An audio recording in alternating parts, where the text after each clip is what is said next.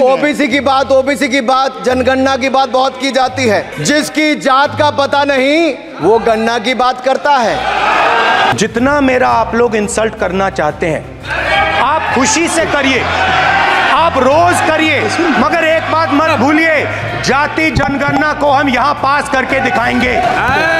Sir इनके लिए OBC का मतलब है only for brother in law commission. अरे साहब इनको पहले तो एलओपी का मतलब समझना पड़ेगा। ये लीडर ऑफ प्रोपेगेंडा नहीं, लीडर ऑफ ऑपोजिशन है। इसका मतलब लीडर ऑफ ऑपोजिशन है। अनुराग ठाकुर जी ने मुझे इंसल्ट किया है, मगर मैं अनुराग ठाकुर जी से कोई माफ़ी नहीं चाहता हूं। मुझे कोई माफ़ी की ज़रूरत नहीं है। मैं लड़ाई लड़ रहा हूं। जितनी आपको गाली देनी है मैं आपसे कभी माफ़ी नहीं मांगूंगा। मुझे आपकी माफ़ी नहीं चाहिए। सर मैंने किसी का नाम लेकर नहीं कहा, लेकिन कोई अपने आप क्यों खड़ा हुआ? मैंने किसी का नाम नहीं लिया था। आप रिकॉर्ड चेक कीजिए सर। अनुराग ठाकुर जी ने मुझ पर गाली दी है। नहीं कोई गाली मुझे बोलने दीजिए सर। मुझे तो बोले सर उधार की बुद्धि से राजनीति नहीं चलती है।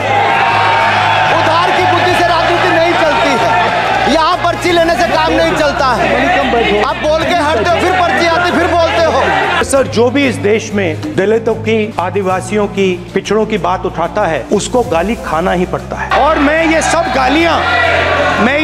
गालियां खुशी से खाऊंगा, क्योंकि महाभारत की बात हुई तो महाभारत में अर्जुन को सिर्फ मच्छी की आंख दिख रही थी, उसी प्रकार मुझे सिर्फ मच्छी की आंख दिख रही है। जाति जनगणना हम करा के दिखाएंगे।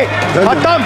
आपको जितनी गाली देनी है आप दीजिए, हम खुशी से लेंगे। धन्यवाद। बोलने से पहले थोड़ा सोच कर बोलिए और केवल रील के नेता मत बनिए। मीम्स आपकी खूब बनती है। रियल नेता बनने के लिए सच बोलना पड़ता है। कुछ लोग एक्सीडेंटल हिंदू हैं और महाभारत का ज्ञान भी एक्सीडेंटल है। और उस नेता के अलावा और कौन नहीं जानता कि महाभारत में अभिमन्यु का वध 7 महारथियों ने मिलकर किया था।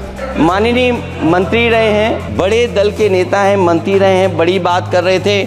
मैं महाभारत, शकुनी, ये सब बातें कह रहे थे, दुर्योधन तक यहाँ ले आई है। वे केवल सभापति महोदय, इनसे ये पूछना चाहता हूँ, आपने जाति कैसे पूछ ली है बताइए बस। आप जाति कैसे पूछ सकते हैं? आप बताएं जाति कैसे पूछ सकते हैं? आप पूछ के दिखाओ जाति को।